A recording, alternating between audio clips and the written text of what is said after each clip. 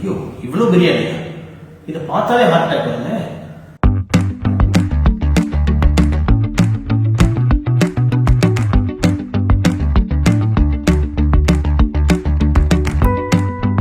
Hello, I'm Dr. A.B. Gopalamurugan from MGM Healthcare Chennai. I'm a cardiologist, which means I fix broken hearts for a living, and I do this without open heart surgery. That's my specialty. But I'm here to tell you how you can stay away from me by keeping your heart healthy with some tips I'm going to give you today. If you're around Chennai and you have an emergency, this is the number to call. This is the MGM Healthcare emergency heart number. Treating the heart is not an easy job anymore because there are multiple things that can go wrong with the heart. So you need a lot of specialists and departments within a single hospital. At MGM Healthcare, all departments are available, and therefore it becomes a single one-stop destination for all heart ailments. Okay, let's start with the first question. Can chicken biryani cause a heart attack? Basically yes and no. It depends. If you eat this much, you're okay. But if you eat this much, your problems are as big as this plate. Undoubtedly, homemade biryani is better. But if it's from a restaurant, one has to make sure that the ingredients are all fresh. The larger point here is about a balanced diet. Obviously, if you eat too much chicken biryani and just that, one will end up in heart disease. So one has to end up with a lot of fruits and vegetables to try and minimize the risk of heart disease. Ultimately, it's about moderation and balance. Talking about meat, I'd like to take this opportunity to tell you what kind of meat is largely safer and what kind of meat isn't for the heart. I have a simple theory so that you can remember. Essentially, meat from any animal with more than 2 legs is not good for your heart. Fish, yes, it has no legs, so it's good for you. Chicken, yeah, 2 legs, so still okay, it's good. Mutton, beef, pork, more than 2 legs, so too much bad cholesterol, so bad for your heart. If you're eating too much of this red meat, you might as well order heart surgery along with it. And not everything from the sea is good for you either.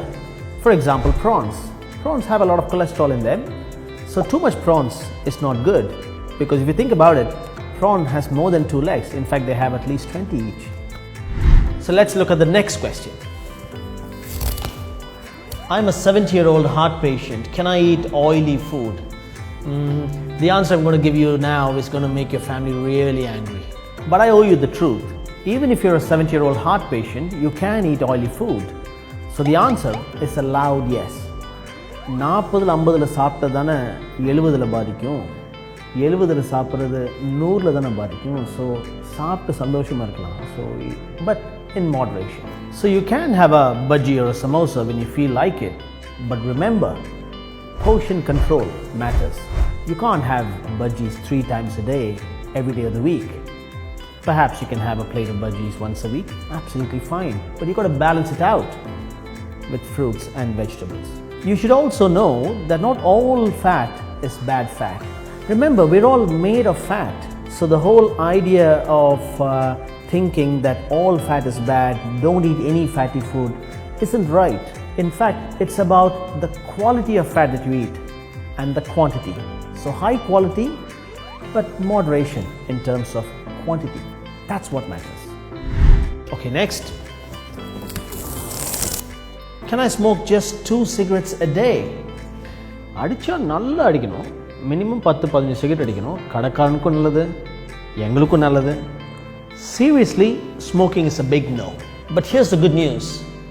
The moment you stop smoking, the risk of further heart disease reduces drastically. As soon as you stop smoking, the blood becomes thinner, your clot formation risk comes down, the plaques, the deposits that you have collected over the years starts regressing. Essentially, you live longer and healthier. That's a good enough reason for you to stop smoking immediately. Okay, let's go to the next one. Can my heart be healthy if I don't exercise? The answer is simple. If you keep sitting like this, you cannot stay heart healthy. Your body was made to move, and that's why we have this thing called limbs. So it's important we use them. This doesn't mean that you have to hit the gym every day.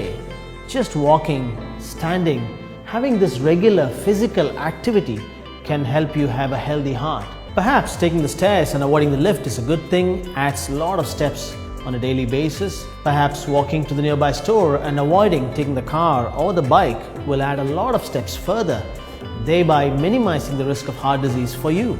Let me assure you, there are no shortcuts to good health. People talk about a lot of diets like paleo diet, keto diet. But let me tell you, these diets can give you a short-term benefit, but they're not a long-term sustainable way to remain healthy because they focus on a particular kind of diet and make you deficient in others, so they're not balanced. So my suggestion is to maintain a balanced diet, increase physical activity, and that is the easiest and the most time-tested way to remain healthy. And last, how do I reduce stress in my life to have a healthy heart? I also have a lot of stress in my life.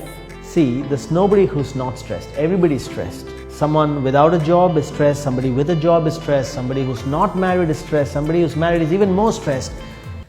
Now this is stressful. In a case stressful.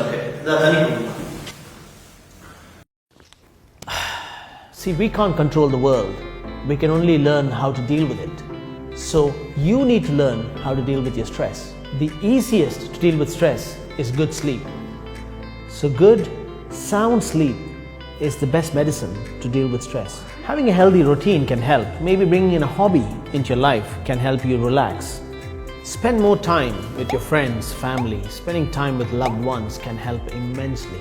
Meditation, yoga, and even having a good laugh are very good stress busters. My favorite way in today's world to deal with stress is to throw this damn thing away. Your phone is your enemy to a calm life. All of us use phones. We get notifications, we get emails, we get social media alerts, and we use the phone a lot. As a result, it makes our brains sucked in to the stressful world and therefore leads to heart disease. In fact, I want to propose this. The World Heart Day should be the World No Phone Day. It's the best treat for our ever-beating hearts. And now that we've reached the end of the video, and those of you who are watching this on your phones, please switch off your phones for the rest of the day and give your heart and mind a day off. Okay, finished? I'm going to practice what I preach. I'm going to switch off my phone right now. அந்த பிரியாணி பண்ணாம கொஞ்சம்